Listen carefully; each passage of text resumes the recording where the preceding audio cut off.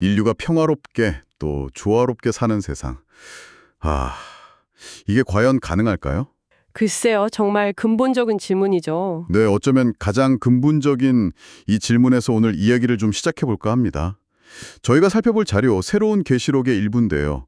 이 평화와 조화를 가로막는 우리 안의 어떤 깊은 믿음들, 이건 좀 파헤쳐 보려고 해요.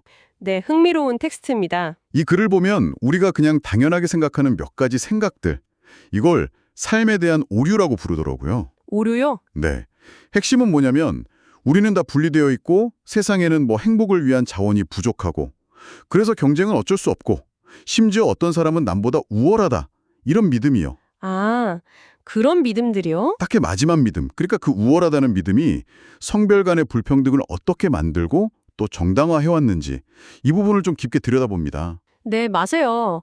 이 자료는 그냥 문제만 던지는 게 아니라 이런 믿음들이 대체 어떻게 생겨났는지, 그리고 심지어 우리가 신성하게 여기는 종교 안에서 어떻게 이게 자리 잡게 됐는지 그 구조를 파헤치거든요. 구조요? 네, 왜 우리는 부족하다고 느끼고 왜 경쟁해야 한다고 생각하게 됐을까? 그리고 그 과정에서 왜 특정 집단, 특히 남성이 우위를 점하게 된 걸까? 이런 아주 근본적인 질문을 던지는 거죠. 그렇군요. 그래서 이 믿음의 뿌리부터 시작해서 이걸 넘어설 가능성까지 한번 같이 살펴보면 좋을 것 같습니다. 좋습니다. 그럼 첫 번째 질문부터 가볼까요? 이 자료에서 말하는 삶에 대한 오류 중에 처음 세 가지요. 인간은 분리되어 있다. 세상엔 좋은 게 충분치 않다. 그래서 경쟁해야 한다. 이 세 가지가 어떻게 연결되는 걸까요? 아, 그 세 가지는 사실 거의 한 묶음이라고 볼 수 있어요. 한 묶음이요? 네. 우리가 서로 분리되어 있다고 느끼니까 일단 내 것부터 챙겨야 한다는 생각이 들잖아요? 그렇죠. 나부터 살고 보자. 네. 근데 세상에 자원이 부족하다고 믿으니까 남보다 먼저 더 많이 가져야 한다는 불안감이 생기는 거죠. 아, 불안감. 이게 바로 경쟁의 시작이었다. 이렇게 자료는 설명합니다. 아주 원시적인 형태는 뭐 그냥 힘센 사람이 원하는 걸 빼앗는 거였겠죠. 가장 단순한 방식이네요. 그렇죠. 근데 인간 사회가 좀 복잡해지면서 단순히 힘만으로 모든 게 돌아가진 않잖아요. 뭐 법이라든가 규칙 같은 것들이 생기고요. 맞습니다. 힘센 사람이 다 갖는 건 좀 불공평한 거 아니냐? 이런 생각이 들기 시작하면서 경쟁의 규칙, 그리고 정당화가 만들어졌다는 거예요. 아, 그냥 뺏는 게 아니라 이젠 이유를 만드는 거군요. 그렇죠. 그런데 여기서 아주 흥미로운 지적이 나옵니다. 이 경쟁 자체가 종종 공정하지 않게, 심지어 승자가 어느 정도는 미리 정해진 방식으로 조작되었다는 주장이에요. 조작된 경쟁이요? 이거 상당히 강한 표현인데요. 그게 무슨 뜻이죠? 자료에서는 예를 들어요. 특정 문화, 예를 들면 서구 문화권에서는 뭐 부자, 백인, 기독교인, 미국인, 그리고 아주 결정적으로 남성, 이런 조건들이 승리할 가능성을 높여주는 일종의 미리 정해진 승자 역할을 한다는 거죠. 일종의 유리한 고지 같은 거네요. 네. 물론 다른 문화권에서는 뭐 흑인이나 러시아인, 무슬림 같은 다른 집단이 그럴 수도 있겠죠. 그런데 거의 보편적으로 어떤 문화권에서든 여성은 이 승자의 범주에는 잘 속하지 못한다고 강조합니다. 거의 모든 문화권에서 여성이 승자 그룹은 아니었다. 그렇다면 이렇게 좀 불공정하고 미리 정해진 듯한 경쟁 구조는 도대체 어떻게 유지될 수 있었을까요? 결국 다시 힘으로 돌아간다고 분석해요. 또 힘인가요? 네. 초기 사회의 그 물리적인 몽둥이가 오늘날에는 뭐 경제력이나 뭐 사회적 영향력, 정치 권력 같은 걸로 형태만 바꿨을 뿐이라는 거죠. 여전히 이 시스템을 유지하고 반발하는 사람들을 누르는 데 사용된다는 겁니다. 아, 형태만 바뀐 거군요. 특히 부와 남성성이 권력이랑 강하게 연결되면서 남성이 미리 승자로 선언되는 경향이 계속 유지된다는 거죠. 그러면서 여기서 한 걸음 더 나아가서 인간 사회의 이런 힘의 논리가 신에 대한 생각에까지 영향을 미쳤다는 주장이 나오잖아요. 네, 그 부분도 아주 흥미롭죠. 인간이 성공하고 지배하기 위해 힘을 쓰는 걸 보면서 신 역시 아주 강력한 힘을 가진 존재, 즉 남성적인 존재로 상상하게 되었다는 분석이에요. 아, 우리가 신을 우리 모습대로 상상했다는 거네요. 그렇죠. 인간의 투사인 거죠. 하지만 이 자료는 아주 단호하게 말합니다. 신은 남성이 아니라고요. 이 지점이 중요해요. 인간의 생각이 신의 본질을 어떻게 왜곡할 수 있는지 보여주는 거죠. 신이 남성이 아니라면 왜 그렇게 많은 종교 전통에서 신을 남성으로 그리고 또 여성을 남성에게 종속적인 존재처럼 가르쳐 왔을까요? 이거는 그 이유를 뭐라고 보나요? 아주 직설적으로 얘기해요. 남성 중심 사회가 종교를 만들고 해석해 왔기 때문이라는 겁니다. 아, 사회 구조가 종교에 반영되었다. 네.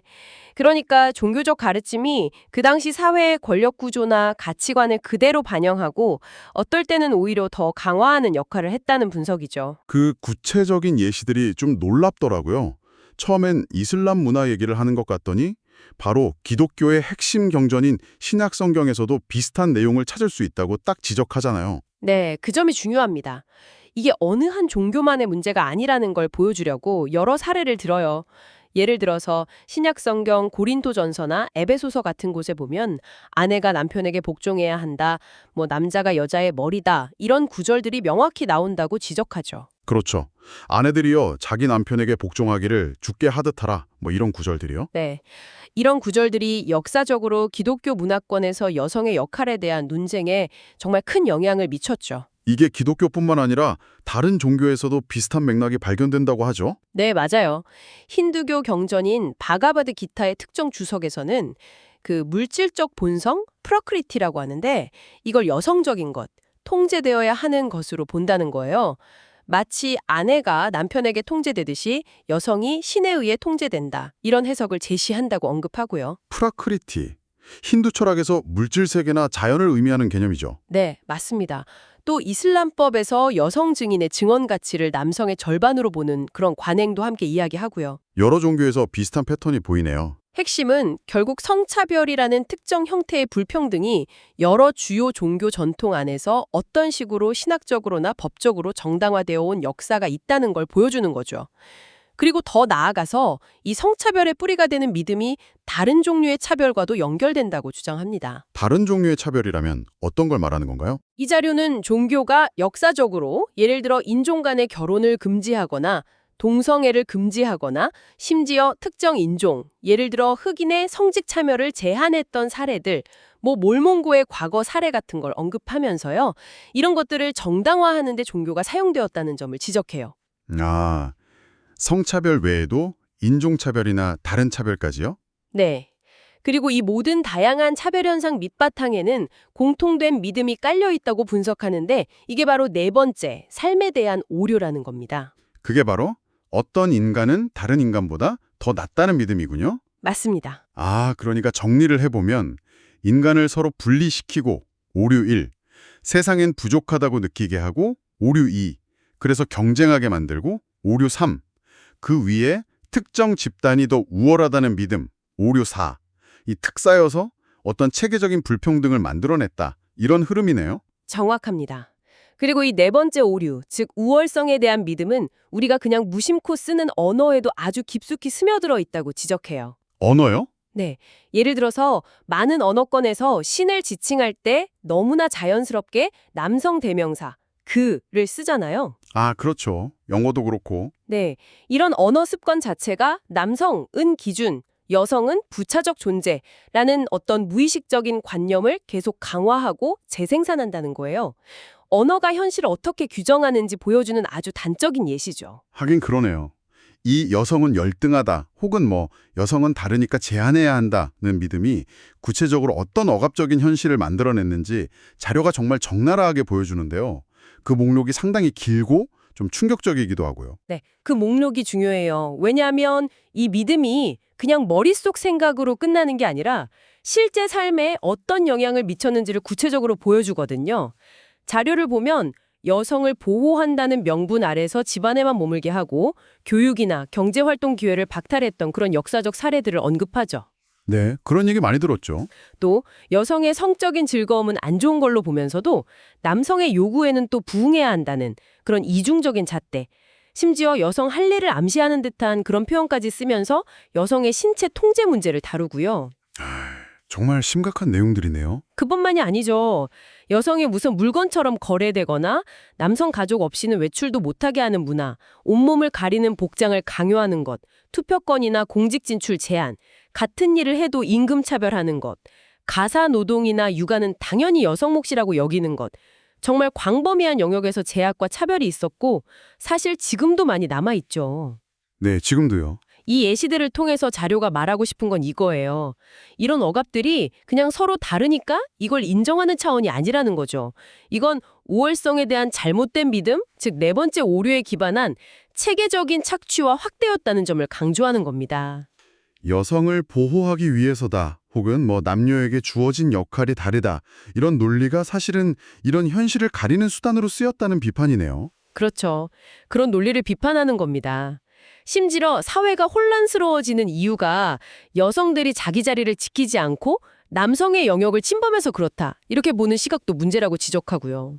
오히려 이 자료는 지금 기존의 성 역할이나 사회 구조에 도전하면서 생기는 혼란과 갈등을 긍정적으로 본다면서요? 네, 맞아요. 그 혼란을 낡은 틀을 깨고 새로운 인간으로 구성된 사회로 나아가기 위한 어쩌면 꼭 필요한 과정이라고 보는 거예요. 새로운 인간이라는 개념, 그거 흥미롭던데요? 여기서 말하는 새로운 인간은 어떤 존재를 말하는 건가요? 이게 이 글의 어떤 핵심적인 비전이라고 할 수 있을 것 같아요. 새로운 인간이란 건 한 사람의 인종, 성별, 국적, 종교, 성적 지향 이런 어떤 외적인 조건도 있잖아요. 네. 그런 것들이 그 사람이 스스로 선택한 최고 수준의 인간 경험, 그러니까 삶의 가능성을 온전히 누릴 자격을 빼앗는 이유가 될 수는 없다. 이걸 깊이 이해하고 실천하는 존재를 말하는 겁니다. 당연히 타인의 권리나 안전을 해치지 않는 범위 안에서요. 와, 이건 정말 근본적인 변화를 요구하는 생각이네요. 그렇죠. 그래서 이 자료가 한 인간의 인종, 성별, 국적, 종교적 신념, 성적 선호, 개인적 특성 등은 자신의 선택에서 최고 수준으로 충분히 그리고 평등하게 인간의 경험에 참여하려는 사람을 자격상실케 해서는 아니 된다. 이 문장을 혁명적이라고 부르는 이유를 알 것 같아요. 네, 맞습니다. 이 문장은 단순히 차별하지 말자를 넘어서서 모든 개인이 가진 잠재력과 삶의 경험에 대해서 동등한 가치와 권리를 인정하자는 선언인 거죠. 어떤 인간은 다른 인간보다 더 낫다는 그 네 번째 오류를 정면으로 반박하고 이걸 넘어서는 길을 제시하는 겁니다. 그야말로 혁명이네요. 네. 이런 관점의 전환이 사회 전체에 정말 근본적인 변화, 말 그대로 혁명을 가져올 수 있다. 이렇게 이 글은 보고 있는 거죠. 오늘 우리가 함께 본 이 자료는요, 우리 사회 또 우리 개인의 마음속 깊이 자리한 부족함, 경쟁, 그리고 우월성에 대한 믿음들이 서로 어떻게 복잡하게 얽혀 있는지, 그리고 이게 특히 성별 불평등이라는 형태로 얼마나 오랫동안 구조화되고 심지어 종교적으로까지 정당화되어 왔는지를 잘 보여주었습니다. 네, 정말 많은 생각을 하게 만드는 내용이었어요. 궁극적으로는 이러한 삶의 오류들을 우리가 깨닫고 그걸 넘어서는 것, 그것이야말로 진짜 평등하고 조화로운 삶을 향한 출발점이라는 걸 강조하고 있습니다. 참 흥미로운 점은 보통 사랑과 자비를 가르치는 종교조차도 그게 만들어지고 발전해온 역사적, 문화적 맥락 속에서는 이런 차별적인 요소를 품게 될 수도 있다는 사실을 이 자료가 보여준다는 점인 것 같아요. 그렇죠. 완벽하게 분리되긴 어려운 부분이죠. 여기서 마지막으로 여러분께 질문 하나 던져보고 싶습니다. 우리가 소중하게 여기는 어떤 가르침이나 사회적인 규범 안에도 그것이 만들어질 당시에 시대적인 한계나 편견이 반영되어 있을 수 있다. 이런 가능성을 한번 진지하게 생각해보는 것. 이것이 오늘날 우리 주변에 너무나 익숙하게 존재하는 불평등이나 고정관념을 바라보는 여러분의 시각에 어떤 작은 균열이나 혹은 새로운 질문을 던져줄 수 있을까요? 이 질문에 대한 답을 한번 각자 찾아보시면 좋겠습니다.